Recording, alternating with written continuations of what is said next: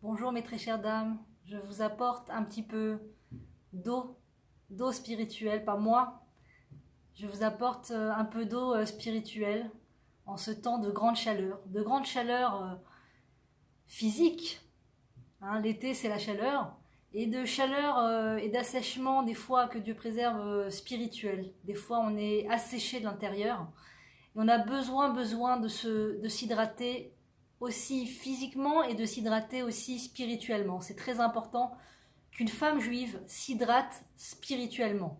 Une femme juive ne peut pas vivre de junk food spirituel, ne veut pas nourrir son âme avec de la junk food. Alors j'ai oublié de dire, ce cours est réservé uniquement pour les femmes, et c'est les Ilui Nishmat Mireille Zaira Bat Clarisse Brouria, qui était une femme exceptionnelle, qui avait compris l'importance de la terre d'Israël et qui n'avait que du miel qui sortait de sa bouche. Une femme exceptionnelle qu'on regrette énormément. Que ce chiour soit les Ilou Nishmata Bezrat Hashem. Et donc, ben voilà, c'est les grandes vacances, il fait chaud. Et on est sur le point de se déshydrater si on ne boit pas de l'eau. Eh bien c'est pareil au niveau spirituel. Si on ne se nourrit pas, si on ne nourrit pas son âme, notre esprit est sur le point de tomber dans les pommes, sur le point de se dessécher. Et toute cette junk food de l'âme ne fait pas du bien à l'âme. Peut-être qu'elle la maintient, entre guillemets, elle lui donne un sentiment de la maintenir en vie, mais ce n'est qu'une illusion. Ce n'est qu'une illusion.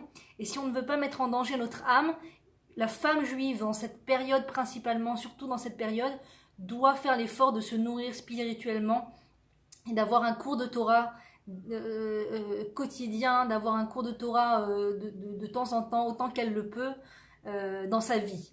Alors voilà, je vous apporte un petit peu d'eau si Dieu veut, Bezrat Hashem. C'est les grandes vacances. C'est les grandes vacances. Et qui dit grandes vacances, dit les gens deviennent fous. Les gens deviennent fous. On dirait qu'il y a une sorte de folie dans l'air, où quand les grandes vacances arrivent, les gens font des choses folles. Tout et n'importe quoi. Des choses qu'ils font pas toute l'année, mais tout d'un coup, c'est les grandes vacances, alors on se permet de faire des choses complètement folles. Je commence par parler, je fais allusion déjà par rapport à la pudeur, Le fait que quand on va dans un endroit, donc les vacances c'est par exemple des fois pour certains une semaine par an ou un mois par an, on va parler des enfants si Dieu veut, Bezrat Hashem, eh bien les gens vont choisir un endroit où aller, une destination pour aller avec la famille, le mari, les enfants. Et en vérité, on ne se pose pas toujours les questions de savoir qu'est-ce qu'on va trouver dans cet endroit. Le principal est de savoir que c'est un joli hôtel. Le principal, c'est que la photo de la pub la photo de la pub avait l'air très aguicheuse. Le principal, c'est que tous mes amis sont épatés de l'endroit où je vais aller. Mais alors, ce qu'on va trouver sur place, surprise, hein. Eh bien, malheureusement, des fois, la surprise est mauvaise. La surprise est mauvaise dans le sens que c'est pas que le niveau de l'hôtel ne répond pas à nos attentes, ou alors que le service, enfin les gens qui travaillent là-bas ne sont pas aussi agréables comme on s'y attendait, ou alors qu'il fasse trop chaud par rapport à ce qu'on s'attendait. Non, quand je dis l'endroit n'est pas au niveau, je veux dire au niveau spirituel. Au niveau de ce qu'on est, de ce qu'on représente en tant que personne juive, en tant que peuple juif. Là, on est à la paracha de Pinchas, qui parle beaucoup de pudeur. Et on dit que Dieu n'a pas eu autant de sérénité que quand Pinchas a fait ce qui devait être fait. Que quand Pinchas a dit ça suffit de faire des bêtises, ça suffit de faire n'importe quoi, et qu'il a fait un acte pour montrer que on ne peut pas faire tout et n'importe quoi. On ne peut pas faire tout et n'importe quoi. Et Dieu apprécie quand on montre, ou quand on parle, ou quand on dit qu'il ne faut pas faire n'importe quoi. Dieu apprécie. Alors ça ne veut pas dire qu'il faut vexer les gens, mais en tout cas, il faut le reconnaître honnêtement envers soi-même. On n'est pas dans un monde où tout est permis et peu importe ce qui se passe et peu importe ce qu'on fait, il n'y a aucun impact. Non, tout ce qu'on fait ont un impact. Tout ce qu'on choisit, tous nos choix ont un impact, positif ou négatif, au niveau spirituel. C'est très important. Et donc quand on va dans des grandes vacances, on va dans une destination avec son mari, avec ses enfants, où c'est, que Dieu préserve, Sodome et Gomorrhe, c'est-à-dire les hommes et les femmes, tout le monde mélangé, la piscine mélangée, la plage mélangée, les gens qui sont pas vêtus. Il faut comprendre et se souvenir que peut-être qu'on est très occupé à se dire je vais kiffer, je vais kiffer, je vais kiffer. Mais dans ce grand chamboulement de je vais kiffer, il faut se souvenir que notre mari a des yeux. Nos enfants ont des yeux. Notre mari a une âme, nos enfants ont des âmes. Et tout ce qu'ils vont voir, ils vont l'éponger à l'intérieur d'eux. Et si nous, en tant que femmes, on encourage notre conjoint et nos enfants à aller dans des endroits où on ne sait pas, on va dans un hôtel et on ne sait pas ce qui va se passer. Et il se trouve qu'il y a une piscine où c'est les hommes, les femmes mélangés. C'est interdit d'après la Torah. La Torah nous dit, fais très attention à la pudeur. Kedoshim tiyu, vous serez saints. Je vous ai choisi, vous, le peuple juif, parmi toutes les autres nations au monde. Il y a de nombreuses nations au monde. Et nous, le peuple juif, on a été choisis pour représenter ce qui s'appelle la sainteté dans ce monde. Pour représenter le nom divin dans ce monde. On a une responsabilité extraordinaire, extrêmement importante, qui nous vaut un salaire très très grand, mais qui nous vaut aussi une responsabilité. Et on ne peut pas se dire, c'est bon, les autres le feront pour nous, c'est bon, les autres seront responsables à notre place, il y a suffisamment de gens responsables, c'est pas parce que maintenant je vais à la piscine mixte ou à la plage mixte que ça va être si grave que ça. C'est très grave, c'est très grave. La piscine mixte est interdite, la plage mixte est interdite. La plage mixte est un endroit où il y a une grande pritsout, où il y a un grand manque de pudeur. Un grand manque de pudeur. Et ne pensez pas que vos maris ne ressentent rien. Et ne pensez pas que les autres hommes ne ressentent rien quand ils vous voient dans une tenue qui est faite pour rester chez soi. D'accord, c'est une tenue, les gens appellent ça un maillot de bain, c'est pas un maillot de bain, ça s'appelle des sous-vêtements que Dieu préserve, c'est vraiment ça, donc c'est terrible ce qui se passe sur les plages mixtes et les piscines mixtes. Et d'ailleurs, un jour le Rav Ron Shaya a répondu comme ça à une femme qui lui disait « Je ne sais pas quoi faire, ma fille veut mettre un maillot de bain, mais c'est pas un maillot de bain pudique. Quoi faire? Que faire ?» Elle était vraiment chamboulée.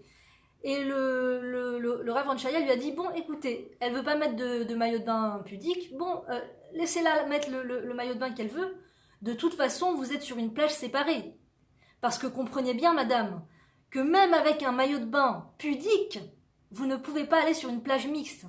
Vous ne pouvez pas aller sur une plage mixte. Il y a aussi un problème quand une... Pardon, ça a coupé. Il y a un problème aussi de rentrer dans la mer ou dans la piscine avec un homme et une femme différentes. C'est-à-dire un homme et une femme qui ne sont pas mariés, s'ils rentrent dans la mer en même temps, dans le même, dans le même champ de vision, c'est problématique. Alors vous me direz, oui, mais la plage séparée, c'est la même mer que toutes les autres personnes. Si moi je suis dans la mer, sur ma plage séparée, à ce moment-là, il y a aussi un homme qui est sur une autre plage, mais c'est pas un problème parce qu'on ne se voit pas. Mais quand un homme et une femme se voient, sont dans le même champ visuel et qui rentrent dans la piscine ensemble ou qui sont dans la piscine ensemble ou dans la mer ensemble, c'est assourd, c'est interdit. Donc la personne peut se dire mais je suis en maillot de bain de signout, c'est un maillot de bain pudique, je fais attention, etc. C'est assourd, c'est interdit. C'est complètement interdit et c'est extrêmement mauvais. C'est extrêmement mauvais de penser que ça n'a pas de répercussions sur son mari, sur ses enfants ou sur les autres qui vont nous voir. Ça a énormément de répercussions et donc c'est important de faire attention à ça. On représente le peuple juif, Bezrat Hashem, on représente la sainteté du peuple juif, et même quand c'est les vacances, ça veut pas dire, le mot vacances ne veut pas dire permis de tout faire. Le mot vacances ne veut pas dire fais tout ce qui te passe par la tête. Ne te pose pas de questions, c'est les vacances, ne te pose pas trop de questions. Les vacances continuent d'être une continuité de l'année, de la vie. C'est pas j'arrive dans une période, les vacances, où personne ne sait ce que je fais, je peux faire ce que je veux. Ça continue d'être la continuité de ta vie et tu dois des comptes. Tu continues de devoir des comptes en tant que personne juive. Il n'y a pas un endroit où le juif ou la juive peuvent aller et là, Dieu ne le voit pas, il peut faire ce qu'il veut, il n'a aucun compte à rendre, c'est entre lui et la personne, c'est entre lui et lui-même. Dieu, il est partout. Aïn Ro'a, Ozen Shomaat. Dieu, il est partout, il voit tout. Et on dit d'ailleurs que Dieu est tout le temps avec le juif. Quelle que soit la situation dans laquelle une personne juive se trouve, Dieu, il est tout le temps là. La personne ne mange pas cachère, Dieu est avec elle. Et il souffre avec elle cette souffrance de voir son âme s'abîmer du fait qu'elle mange pas cachère. Une personne regarde des choses qu'elle ne doit pas regarder, Dieu est avec elle et elle souffre de l'endommagement que son âme reçoit.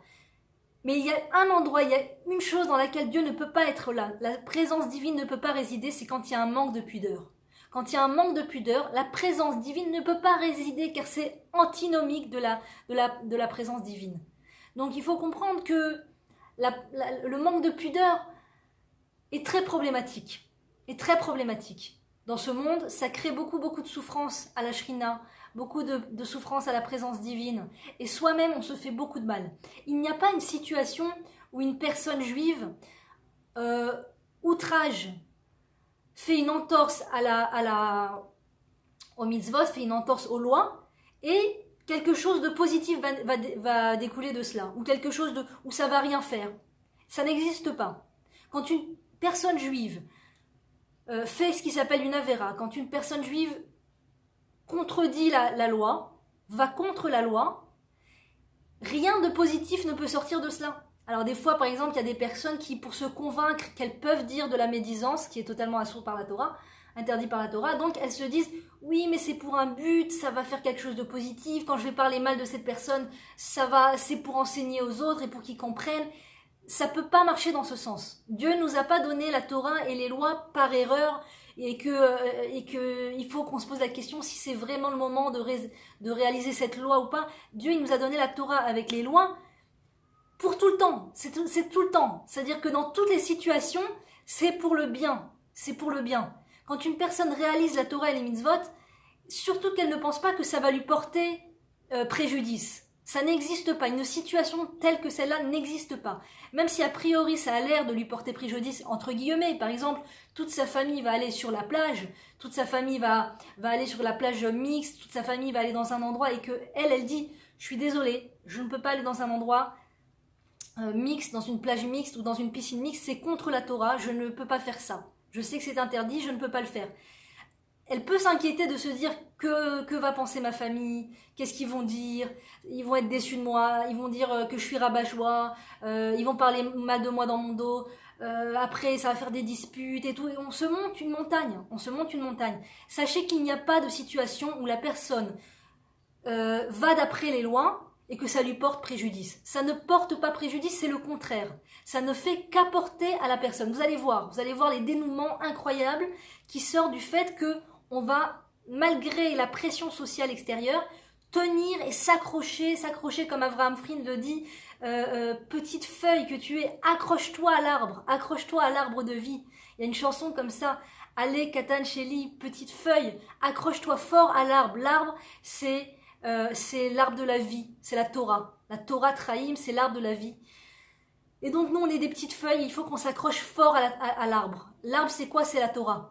Alors même quand on est dans un milieu comme ça, où tout le monde est dans une ambiance comme ça de laisser aller, de laxisme, de « ah, pourquoi tu te prends la tête ?» Il faut pas tout le temps se prendre la tête, il faut pas trop poser de questions. Regarde, fais confiance, tout le monde le fait, j'ai vu des religieux le faire, mais regarde des religieux. Ne pas se laisser aller et se dire que parce qu'on voit des religieux quelque part faire quelque chose, ça veut dire que c'est un tampon, que ça veut dire que c'est permis. C'est peut-être des gens qui ne savent pas. On n'a pas le droit de les juger, mais soit ça ne doit pas être pour soi une permission de se dire « c'est bon, j'ai vu des religieux le faire ». Ça ne veut pas dire forcément qu'ils savent. Des fois, par exemple, il y a des gens qui ont la kippa sur la tête et qui arrivent en Israël et qui pensent que ils ont un mythe dans leur tête. Et je dis pourvu que ce mythe se réalise. Mais c'est pas le cas. Ils pensent que tous les restaurants en Israël sont cachers. Alors, pourvu que ça soit le cas, mais c'est pas le cas. Il faut savoir qu'il y a des restaurants en Israël qui sont pas cachers. Il y a de tout. Même en Israël, Dieu, il nous met l'exercice du libre arbitre pour voir si on va choisir le bien ou le mal, parce que sinon il y a aucun mérite. Si tu arrives dans un pays où tu dois fournir aucun effort pour être juif et pour respecter la Torah et les mitzvot, alors t'as pas vraiment de mérite. Donc même en Israël, il y a l'exercice de est-ce que tu vas demander s'il y a une théouda de cacheroute ou pas, même en Israël. Et donc les gens des fois venant d'en dehors de la terre, ne sachant pas cela, ils ont une kippa sur la tête et ils vont s'asseoir dans un restaurant qui n'a pas de théouda de cacheroute, de tampon de cacheroute. Et donc, on peut les voir et en déduire que le restaurant est cachère. Mais en vérité, il faut tout le temps demander. Il faut tout le temps demander à voir avoir la Teudat Kashrut. Et s'il n'y a pas de Teudat Kashrut, eh ben, il faut chercher un restaurant où il y a une Teudat Kashrut. Ou alors aller dans un supermarché et acheter des tranches de pain et du fromage kasher et manger ça. On n'est pas obligé de s'asseoir au restaurant, il y a aussi des supermarchés, on peut acheter des choses simples. Le plus important, c'est de manger kasher, il ne faut pas l'oublier. D'accord, il ne faut pas l'oublier. Donc c'est pas parce que c'est les vacances qu'on ne doit pas se poser de questions, et on ne doit pas poser la question à un rave, et on doit faire les choses les yeux fermés, et c'est bon, tout le monde le fait. Non, justement, il faut se reprendre, et même pendant les vacances, toujours, Shiviti Hashem Lenegdi Tamid. Tout le temps me souvenir que Dieu est là. Dieu attend de voir comment je vais agir. Dieu attend de voir si je vais me poser les bonnes questions. Dieu attend de voir si je suis sensible au doute que je suis en train de ressentir. Je ressens un doute. Est-ce que c'est cachère? Est-ce que c'est pas cachère? Est-ce que je peux maintenant m'asseoir dans cette plage mixte ou est-ce que... Non, j'ai ce doute intérieur. Dieu veut voir comment tu réagis avec ça. Comment tu réagis avec ça? Il y en a qui sont peut-être moins sensibles, qui ont moins de doutes, qui ressentent moins les choses et donc ils font les choses sans trop se poser de questions. Si moi, je ressens qu'il y a quelque chose qui ne va pas, qu'il y a peut-être un problème, je dois poser la question. Je dois me renseigner. Est-ce que c'est permis? Est-ce que c'est pas permis? Quand j'organise des vacances avec mon mari et mes enfants, j'ai une responsabilité énorme de savoir où est-ce que je vais les amener, dans quel endroit je suis en train de les amener. Est-ce qu'il y a un restaurant cachère? Est-ce qu'il y a une plage? Est-ce qu'il y a de la pudeur dans cet endroit? J'aimerais raconter une histoire, vraiment, les Louis Nishmat, ma grand-mère chérie, Aléa Shalom, Shelbia Bataziza, qui était une femme fantastique. Et quand ils sont partis de Tunisie pour arriver en Israël, on leur a dit, c'était très difficile à l'époque de trouver un appartement pas trop cher, et ma grand-mère avait 10 enfants. Et donc on lui a dit, écoutez Madame Shelbia, on a trouvé la perle en matière d'appartement. C'est un appartement haussmannien, de luxe, dans un arrondissement extrêmement riche, extrêmement luxueux, extrêmement bourgeois. Et on lui a dit, voilà Madame Shelbia, on vous a trouvé cet appartement extraordinaire pour un prix modeste, extrêmement modeste, pour un prix de HLM. C'est un prix de HLM, vous allez payer le prix de HLM, et c'est un appartement immense, extrêmement beau, extrêmement bien situé. Et ma grand-mère s'est adressée à la personne qui lui montrait l'appartement, en lui disant, sans se laisser ébranler 2 minutes, elle n'est pas rentrée dans ce truc de waouh, génial. La première chose qu'elle a dit, elle lui a dit, monsieur, merci, j'aimerais savoir avant tout, est-ce qu'il y a un mikvé à côté de cet appartement? Ah non, Madame Shelbia, il n'y a pas de mikvé, les mikvés c'est dans un autre arrondissement, là-bas il y a des juifs, il y a de la vie juive, il y a des mikvés, là il n'y a pas de mikvé, vous savez, c'est pas vraiment le genre de la maison ici. D'accord, et est-ce qu'il y a une boucherie cachère, monsieur? Non, Madame Shelbia, il n'y a pas de boucherie cachère, mais vous savez, à quelques stations, prenez le métro et vous y êtes à la boucherie cachère. Et dites-moi, est-ce qu'il y a une synagogue? Non, il n'y a pas de synagogue, mais vous prendrez la voiture, et puis à 1 heure, vous allez trouver une super synagogue, Madame Shelbia. C'est l'affaire, c'est une affaire en or.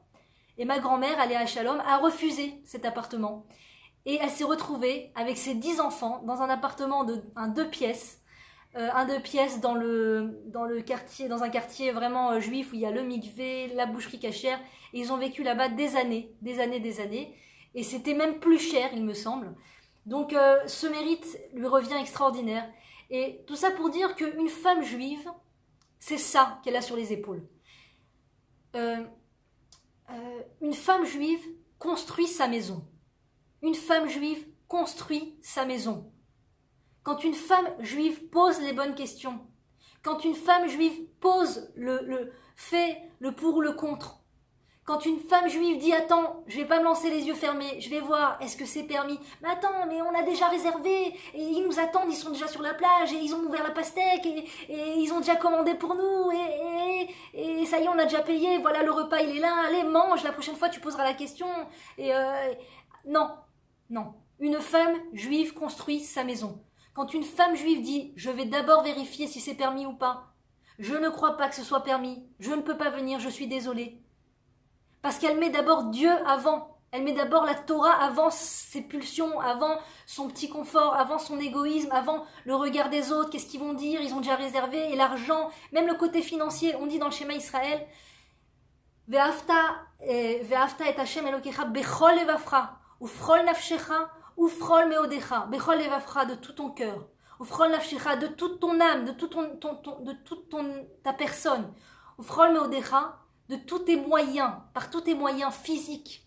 Ça veut dire que même si tu dois perdre de l'argent dans l'histoire, bon, il faut poser la question à un rave pour toute question, mais a priori, même si tu dois perdre de l'argent, plutôt que de ne pas outrager une loi, mais perds cet argent, tu es sur le point de réaliser la mitzvah de Ufrol Afshecha, Ufrol Modecha, qui est écrit dans le schéma Israël qu'on dit tous les jours. Tu es sur le point de réaliser une mitzvah. Ah ouais, non mais là c'est question d'argent, et là c'est question d'honneur, et là c'est question de on s'est déjà lancé, mon mari va s'énerver. Mais qui s'énerve? Qui s'énerve? Que les gens s'énervent, y a pas de problème. Je suis une femme juive, je vérifie avant tout où je mets les pieds, où je suis en train de traîner ma famille. J'ai une responsabilité extraordinaire de construire ma maison, de construire mon foyer, de construire des gens droits. Des gens droits. Et le petit plaisir, comment dire, à la va-vite on pose pas de questions parce que ça y est on est déjà dedans et les gens ils attendent et tout ça, ce petit plaisir furtif de pas décevoir les gens et tout ça, c'est très très furtif, c'est extrêmement furtif, alors que quand je dis 2 minutes je pose la question, je construis, c'est pour l'infini, je suis en train de donner des outils à mes enfants. Voilà, je vous ai raconté l'histoire de ma grand-mère. Ma grand-mère, elle est partie aujourd'hui, elle voit peut-être les fruits, je sais pas comment ça, je pourrais pas expliquer au niveau de l'âme, si elle est là, elle est pas là, elle voit les choses, je sais pas. En tout cas, la personne de ma grand-mère n'est plus là physiquement, donc elle ne voit pas les fruits de ce qu'elle a fait. Mais voilà, moi je suis vraiment émue de toutes les histoires que j'entends sur ma grand-mère qui lui ont demandé un courage énorme.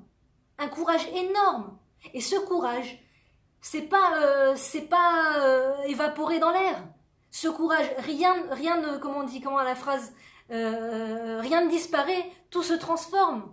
Le courage que ma grand-mère a eu pour être droite, pour être honnête envers son créateur, de génération en génération, on le rappelle quand c'est le jour de sa Haskara, et quand entre nous on veut se donner la force, on se le rappelle, et quand on veut se donner la force même entre soi et soi-même, parce que c'est beaucoup entre soi et soi-même finalement toute l'histoire d'aller d'après les lois et de faire ce qu'il faut faire, c'est entre soi et soi-même finalement. La plupart des gens ne sont pas vraiment au courant des choses par lesquelles on passe pour être honnête avec son créateur. C'est vraiment entre soi et soi-même, vraiment entre soi et Dieu. Et bien ces histoires de grand-mère et d'ancêtres et même de nos ancêtres à nous, qui sont communs à moi, à vous, à nous tous, à tous les juifs de la terre entière. Nos ancêtres, Avraham, Yitzhak et Yaakov, Sarah, Rivka, Rachel et Léa, leurs actes sont jusqu'à maintenant une force pour nous, de nous dire, ils ont réussi, ils ont été droits. Pinchas, c'est la paracha de Pinchas. Pinchas est rentré dans une tente et il a tué, maintenant je ne vous dis pas qu'il fallait tuer des gens, mais il a tué un sage de l'époque, enfin une personne qui était extrêmement grande et qui était très reconnue à l'époque et qui était en train d'avoir un acte extrêmement méprisable aux yeux de Dieu avec une non-juive sous sa tente, dans une tente. Pinchas est rentré dans la tente, il a pris sa flèche, il a posé de questions à personne et il a tué cet homme. Il a tué cet homme qui a fait quelque chose de terrible. Parce qu'il s'est dit, c'est pour les générations, c'est pour l'image. Si personne ne dit, eh oh, stop là, il se passe quelque chose de pas bien, ça va pas là ce qui se passe. S'il n'y a pas quelque chose quelqu'un qui vient pour le dire, alors on continue de faire tout et n'importe quoi. Et c'est tout et n'importe quoi. Et on se rend pas compte. On ne se rend pas compte. Mais soi-même, on se met dans des situations extrêmement déplorables. On met son couple dans des situations extrêmement déplorables. Pourquoi est-ce que la plupart des gens partent en vacances? Logiquement, c'est pour renforcer la cellule familiale. Parce que celui qui dit « je vais partir en vacances pour détruire ma famille », je pense qu'il n'est pas né. Personne, a priori, ne se dit « je vais partir en vacances pour détruire ma famille ». J'attends cet instant des vacances pour voir ma famille exploser en morceaux, pour voir mon couple exploser en morceaux. Les gens ne se le disent pas. Mais quand les gens vont à l'encontre de la loi, en allant avec son mari, ses enfants sur des plages non pudiques, des plages non séparées, ou en allant faire des choses qui ne sont pas permises d'après la Torah, eh bien, elles sont en train d'exploser leur cellule familiale. C'est une bombe à retardement. Tiens, je vais aller un peu au cinéma avec mon mari pour qu'on passe un moment ensemble. Tu amènes ton mari au cinéma, tu es en train de vous éloigner, tu es en train dans le but de te rapprocher de ton mari, tu vas dans un endroit qui va vous éloigner. Parce que tout ce que tu vois sur cet écran, tout ce résultat hollywoodien, est extrêmement mauvais pour la droiture. Tout ce qu'on nous montre sur les écrans, tous ces films sont extrêmement mauvais pour la droiture de l'être. On voit l'exemple qu'on nous montre dans ces films, par exemple quand on va sur la plage mixte, tout ce qu'on voit, toutes ces choses qu'on voit devant nos yeux, c'est exactement le contraire de ce qu'on est censé être. C'est exactement le contraire de ce qu'on est censé être. Donc quand on va avec les enfants et le mari, ils vont éponger des choses qu'on ne veut pas qu'ils soient. Ils vont éponger des choses qu'ils ne doivent pas être. L'impudeur, le mélange entre les uns et les autres, et la femme de l'un qui parle avec le mari de l'autre, et vas-y, tout est mélangé, on ne sait pas qui est marié avec qui, on ne sait même pas qui est marié parce que les têtes sont toutes découvertes, et une grande soupe, malheureusement, des gens, des êtres, une soupe des êtres. Tous les gens sont mélangés les uns entre les autres, et dans la Torah on nous dit d'Afka, le Ham Israël, c'est un peuple qui a su être saint et pudique même dans le désert. Comment est-ce qu'on apprend cela d'eux? C'est que les tentes du peuple juif dans le désert étaient elles n'étaient pas les unes face aux autres, mais les unes à côté des autres. Pour pas que, si jamais une personne ouvre l'ouverture de sa tente, qu'elle voie l'intimité de la tente d'en face.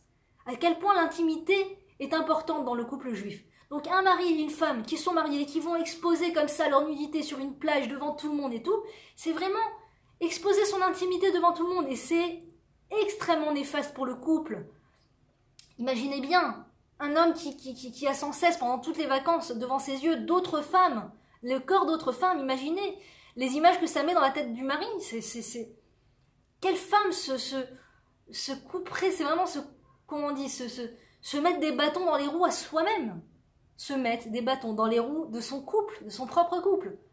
Une femme qui amène son mari dans un endroit aussi problématique, elle abîme son couple, elle abîme l'éducation de ses enfants, elle abîme la candeur de ses enfants. Mes enfants, ils sont petits, ils comprennent pas, ils voient pas ce que c'est, ils comprennent très bien. L'âge de l'enfance, c'est l'âge où toutes les images sont tellement imprégnées dans l'inconscient, dans le subconscient, que la personne après, le futur adulte, va toute sa vie vivre d'après les images qu'elle a imprégnées entre 0 et 3 ans, etc. 0 et 3 ans, c'est très très flagrant. Tout ce que l'enfant va imprégner, des fois les gens se disent, pour l'instant je garde la télé à la maison, et quand les enfants grandiront vraiment, ils seront vraiment en âge de comprendre et de voir ce qui se passe à la télé, j'enlèverai la télé, ou j'y réfléchirai et tout ça. Mais entre 0 et 3 ans, c'est le moment crucial où tout s'imprègne dans l'être de l'enfant, et c'est ça qui va le gérer. Alors les gens disent, mais qui se souvient vraiment de ce qu'on a passé entre 0 et 3 ans? Qui s'en souvient vraiment? Pour se tranquilliser, de se dire, c'est pas grave, s'ils sont chez une gardienne d'enfants jusqu'à pas d'heure, etc., c'est pas grave, 0 à 3 ans, ils comprennent pas vraiment ce qui leur arrive. Mais en vérité, c'est la période où les enfants, ils sont en train de créer les fondations de toute leur vie. Les fondations de toute leur vie, ce qu'ils ont vu, ce qu'ils ont entendu, ce qu'ils ont ressenti entre papa et maman. Est-ce que c'est des gens honnêtes? Est-ce que c'est des gens droits? Dans quels endroits ils nous ont amenés? Est-ce que maman s'est bien occupée de nous? Est-ce qu'elle a pris la responsabilité sur ses épaules de s'occuper de nous comme il fallait? Ou alors est-ce qu'elle a couru vers mille et une choses qui n'étaient pas vraiment importantes? Tout ça, les enfants le ressentent entre 0 et 3 ans, et après ça continue. Donc même d'aller sur une plage mixte, ou d'aller dans des endroits qui sont pas forcément bien, ou d'avoir dans la maison des choses qui sont pas bien, et tout ça, les enfants épongent. Et nous, on est responsable de ça. On est responsable de ça. Et de toute façon, ça sera les fruits que les enfants vont donner. Donc les parents, à eux-mêmes, se rendent un grand service quand ils remontent leurs manches, et dès le plus jeune âge, ils font ce qu'il y a à faire avec les enfants, ils les protègent de toutes les mauvaises influences. Parce que quand on se dit, oui, mais si les enfants ne voient rien, et ils sont dans une bulle, et on les protège trop, après va savoir ce que ça va donner, et quand ils vont découvrir tout ça, va savoir comment ça va exploser. C'est un mythe. C'est un mythe. Ne croyez pas à ces choses-là. Plus on protège les enfants de toutes ces mauvaises influences, plus on protège sa maison de toutes ces mauvaises influences, plus les enfants rencontrent dans leur petit âge le bien en puissance 1000. Qu'est-ce que c'est un livre de bonne influence? Qu'est-ce que c'est le fait qu'il n'y a pas de télé, le fait qu'on peut parler à maman, le fait qu'on peut jouer avec des vrais jeux et pas des écrans, avec des choses terribles dans ces écrans, le fait qu'on soit vraiment des vrais enfants avec des vraies activités d'enfants, d'accord, que la maman protège un maximum les enfants, plus les enfants rencontrent le bien, plus quand ils rencontreront le mal à l'âge où ils auront vraiment les forces de combattre ces choses négatives, plus ils seront à fleur de peau par rapport au négatif. Plus ils auront en horreur le négatif. Alors que si dans leur petite âge, ils rencontrent le négatif, parce que maman s'est dit, je vais faire entrer un peu de négatif pour qu'ils s'y habituent, pour qu'ils sachent ce que c'est, que je leur cache pas la vérité sur le monde, ils rencontrent ce négatif, et donc ils s'habituent au négatif. Et après, dans leur âge adulte, dans leur âge plus grand, le négatif ne les dérange pas tant que ça. Et ils peuvent côtoyer le négatif au point eux-mêmes de faire du négatif, d'être dans le négatif, parce que ils ont perdu cette sensibilité dans leur jeune âge. Donc bien sûr que le travail de la maman, des parents en général, mais surtout de la maman, c'est de protéger les enfants de toutes les mauvaises influences, de ne pas les amener au cinéma. Ils ne demandent pas qu'on les amène au cinéma. C'est la maman en général, les parents qui mettent des idées dans la tête de leurs enfants. Est-ce que tu veux qu'on aille au cinéma? Oh, t'as vu le dernier film et tout ça. Et si un jour l'enfant vient à demander, maman, on peut aller au cinéma, maman, on peut aller voir ce film, mes copains ont vu ce film. Mon chéri, je t'aime tellement que je ne veux pas détruire ton âme en allant voir ces choses-là. Ces choses-là, ça détruit l'âme, ma chérie. Ces choses-là, ça détruit l'âme. Ça fait pas du bien, la Neshama. Toi, tu es à la maison, tu lis les livres que je t'ai achetés, tu vas voir comme ça va te faire du bien, tu vas grandir dans la sainteté. Parler avec ses enfants, leur expliquer les choses avec des mots bien sûr appropriés aux enfants. Pas leur parler de choses terribles ou de choses qui font peur ou qui sont effrayantes, mais on peut leur dire quand ils en viennent à l'âge de demander ces choses-là, leur expliquer combien c'est mauvais pour eux, etc. Mais croyez-moi, mesdames, que vous vous rendrez un très très grand service dès le plus jeune âge, protégeant le mari, les enfants, la famille, la cellule familiale de toutes ces mauvaises influences. Les médias, les journaux, les films, Internet sans filtre, la plage mixte, la piscine mixte, les endroits de vacances où on ne sait pas où on va, et toutes ces ambiances dépravées, etc. Protégez votre cellule familiale et quand vos enfants seront adolescents, Bezrat Hashem, et seront adultes, Bezrat Hashem, vous dormirez sur vos deux oreilles. Vous n'aurez pas des cheveux blancs avant l'âge parce que vous avez fait le gros du travail au moment où c'était le moment. Et quand on s'y prend trop tard, malheureusement, après c'est tout le temps, il faut se rattraper, il faut se reprendre et récupérer le coup, et récupérer le coup. Ah, parce qu'elle a vu tous ces films, maintenant je suis obligée de lui expliquer combien c'est problématique l'impudeur. Ah, parce elle a traîné avec je sais pas, je lui ai offert un iPhone, maintenant je suis obligée de lui expliquer qu'elle n'a pas encore l'âge de sortir avec des garçons, parce que sur son iPhone, elle a vu toutes les copines qui sortent avec des garçons, et les films où il y a des filles jeunes qui sortent avec des garçons. Maintenant il faut que je lui explique qu'avant le mariage, la Torah ne permet pas le contact physique. La Torah ne permet pas le contact physique avant le mariage. Et bien sûr qu'on doit l'enseigner à nos enfants. Et bien sûr qu'il n'y a rien de fou à dire ça à ses enfants. Quoi? Mais il faut leur laisser choisir leur choix. Et les gens, ils se donnent bonne conscience en se disant que le principal, c'est que leurs enfants soient joyeux et soient heureux tout de suite, maintenant, sur le moment. Le principal, que ma fille ait un petit copain à pas d'âge, le principal, qu'elle soit épanouie. Mais c'est une grave erreur. Tu as été choisie maman, justement, pour prendre ta responsabilité sur les épaules. Ta responsabilité, c'est de parler avec ta fille. D'abord, le travail de fond, et a priori, c'est le travail de protéger nos enfants. C'est-à-dire, pas de iPhone, pas les mettre dans des écoles où c'est tout et n'importe quoi, et les parents et les enfants font tout et n'importe quoi. De pas les amener dans des endroits où les gens font tout et n'importe quoi. Bien sûr, le gros du travail, c'est au début de l'enfance, c'est de soi-même se renforcer beaucoup spirituellement pour leur donner tous les outils dont ils auront besoin pour savoir faire la différence entre le bien et le mal. Mais après, quand on est dans cette ambiance quand on est déjà dans cette ambiance, etc., et que les enfants font des choses qui vont contre la loi de la Torah, bien sûr que c'est notre rôle de leur en parler. Bien sûr que c'est notre rôle de leur dire si c'est bien ou pas bien. Mais pourquoi la plupart des parents n'ont pas envie de se mêler, entre guillemets, de la vie de leurs enfants? Pourvu qu'ils soient épanouis, mais parce qu'ils sont occupés. parce qu'ils sont occupés en train de déployer une grande carrière, de développer une grande carrière, en train de se réaliser, en train de se faire du bien à l'ego, en train de se faire kiffer. Et comme les gens ils kiffent, comme les gens ils sont occupés à kiffer, ils n'ont pas la force d'aller voir leurs enfants et de leur dire, tu sais mon chéri, tu peux pas sortir avec un garçon ou une fille non juive. Tu sais mon chéri, tu dois te réserver avant le mariage. Tu sais mon chéri, c'est important, tu es un diamant, tu es ma fille chérie, tu es une princesse, tu es une fille de Dieu. Ne laisse pas ce garçon te toucher, ne te brade pas, ne te brade pas. Tu as une valeur infinie. Tu as une valeur exceptionnelle. Protège-toi pour ton mari. Tu vas voir comme ça va te porter ça va te donner de la bracha et de la bénédiction dans ta vie de couple après le mariage. Tu vas voir comme Dieu, il va être fier de toi, il va t'aimer, il va te donner des bonnes choses si tu te réserves. Chacun va trouver les mots pour dire à son enfant, mais il faut parler à ses enfants, bien sûr qu'il faut leur parler. Et pas se dire, bon, c'est son choix, il est suffisamment, comment ils disent cette expression, adulte et vacciné, je sais plus l'expression qui est l'antithèse de la Torah. Veshinantam levanecha vedibartabam.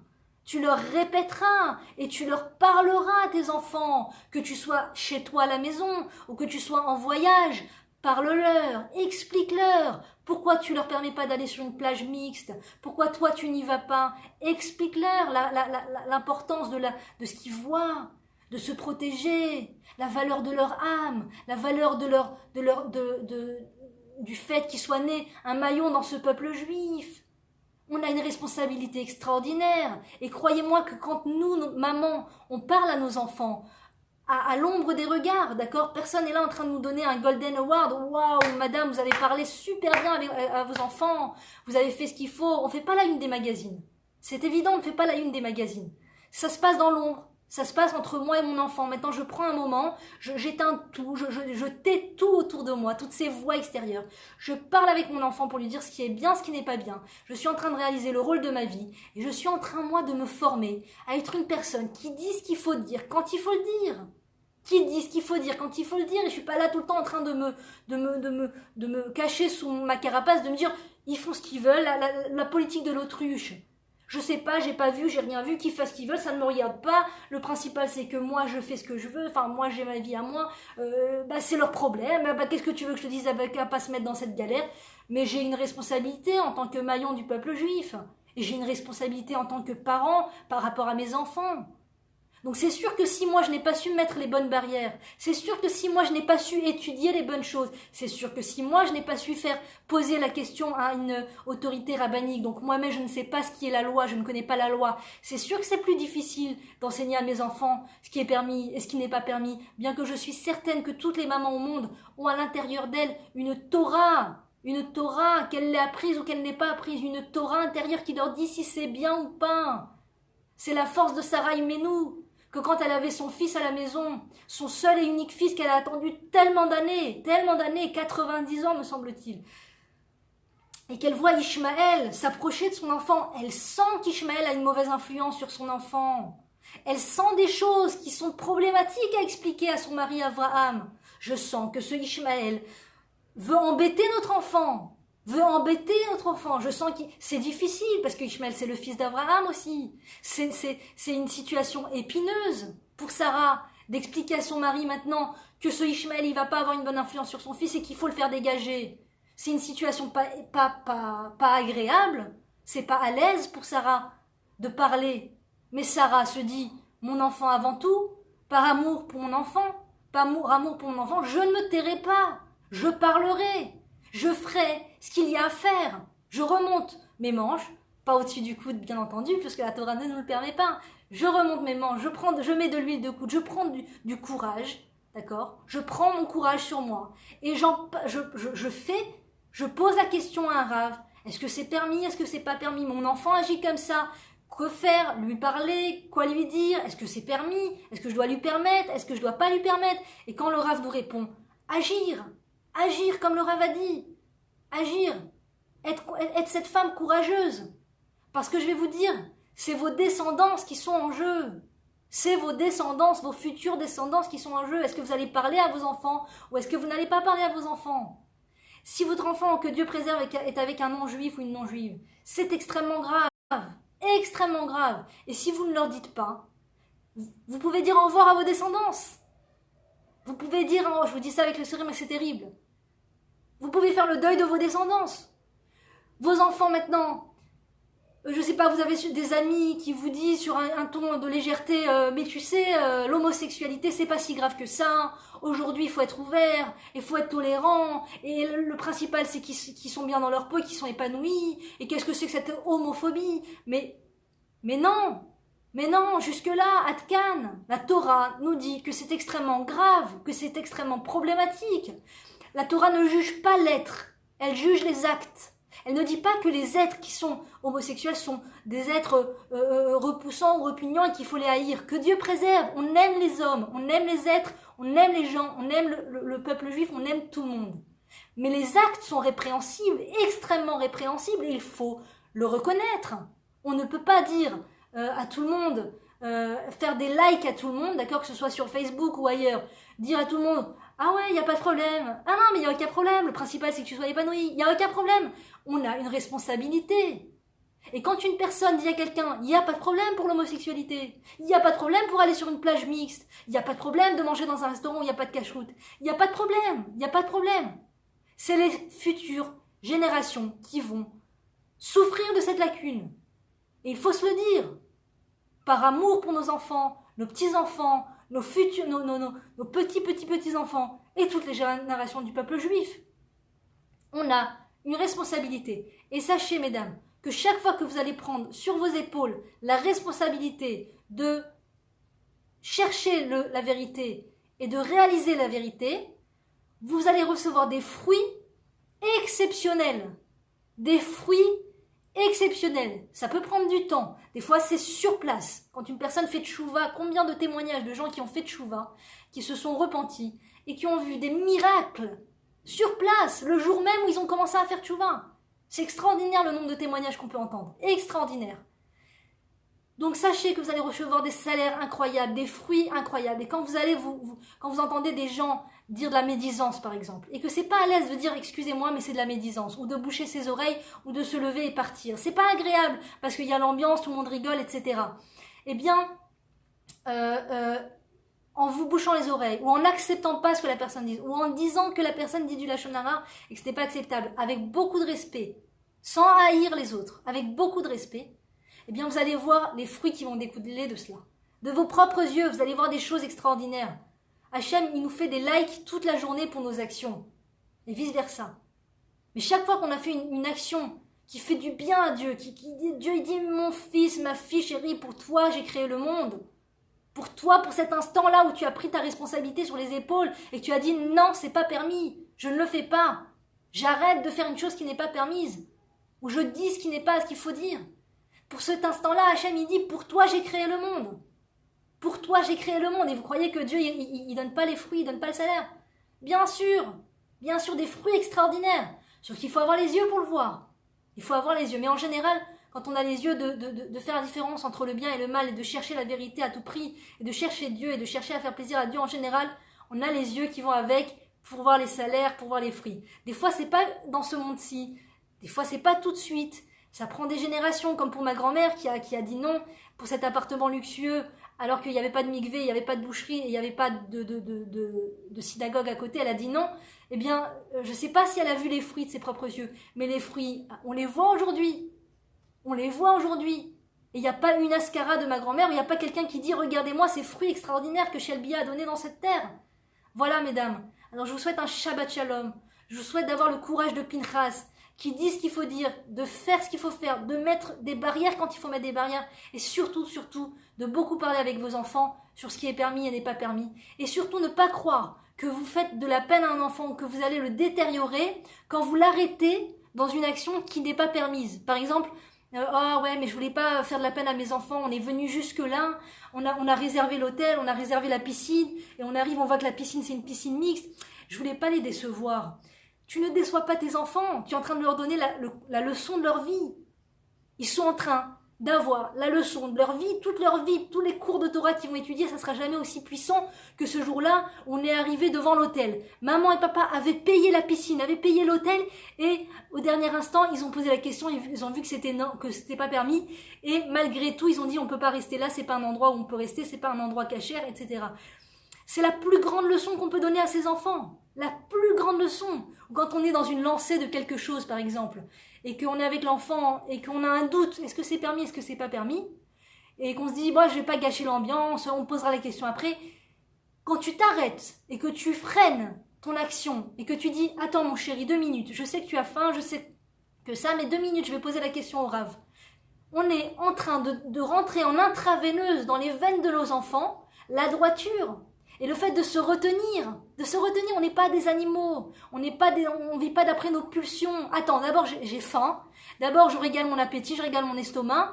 Attends, d'abord je me fais le kiff, et après on vérifie si c'est permis ou pas. C'est pas de notre niveau, peut-être l'année prochaine ça sera de notre niveau. Non, c'est maintenant. C'est dans cet exercice-là dans lequel tu te trouves maintenant, où Hachem il veut que tu fasses le birour. Hachem il veut que tu fasses la recherche. La recherche du Hametz, comme le birour Hametz à Pessah. Il faut que tu cherches le Hametz dans la maison. De rechercher ce qui va pas dans ta vie à ce moment-là, dans les données de ta vie, les propriétés. Maintenant, fais la recherche. Maintenant, pose la question. Maintenant, pose la question. Et là, ça, c'est la plus grande leçon pour nos enfants. Et croyez-moi que les mamans, elles s'inquiètent beaucoup de se dire « Oh là là, avec tout ce qu'on voit sur Internet aujourd'hui et toutes les choses terribles qu'il y a aujourd'hui, comment nos enfants vont faire pour se retenir de voir ces choses pas de sanois, pas pudiques et tout, comment nos fils et nos filles vont se retenir de pas faire des choses pas bien avant le mariage, etc. Comment ils vont se retenir? Eh bien, vous savez comment ils se retiennent? Quand dans leur petite enfance, on leur a appris à se retenir par rapport à la loi. Quand on leur a appris à se retenir, pas en leur imposant quelque chose de trop lourd sur leurs épaules, pas dans ce sens-là, mais dans le sens où nous-mêmes, ils nous ont vu nous retenir. Attends chérie, je crois que tu viens de manger de la viande, on va attendre un certain moment, selon chacun, selon le Rav, combien il lui dit de faire attendre ses enfants. Un Rav, il pourra vous dire 1 heure, mon fils m'a dit c'est 3 heures, je sais pas, chacun posera la question. Mais quand tu fais attendre ton enfant entre le lait et la viande, tu l'apprends à se retenir. Quand tu montres à ton enfant qu'on est arrivé enfin devant l'hôtel, on a payé. Attends chérie, je crois pas que c'est bien pour nous cet endroit. Tout le monde va à la plage, il y a la pastèque et tout machin. Attends chérie, je crois pas que c'est bien pour nous. Tu es en train de lui apprendre à se retenir. Et c'est ça, ça sera son vaccin. Son vaccin pour plus tard quand il sera face à toutes ces choses-là mauvaises et il saura se retenir parce que maman a su lui donner les bons outils, Bezrat Hashem. Que Dieu nous aide, que Dieu nous donne la force, partagez. Et je vous aime très fort les filles. Et Beshem Hashem la Sevenatziach, Bezrat Hashem, Yitraot, Shabbat Shalom.